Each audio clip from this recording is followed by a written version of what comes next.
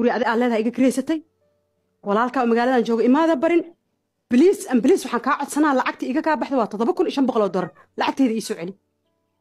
ani adiga nagu kala wad qaa'im baa tahay nagu kala wad ani adiga hayo ku xalnaa abuugii soo qabo abuugu arintan ma gashido xalisid ha ka xaliya adi alaabteedii iyo gurigeygii aba adiga hool isaga gashabay teeda kale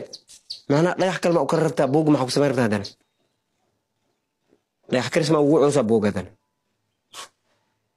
هذه الدبي عبد ما تبدل اسمها كل مكاي ولا العكس وكان ابوك وان فريسان عاود هذا wax fariis insha Allah ma jiraan lacag $7,500 iga ka baxday lacagteeda u baahanahay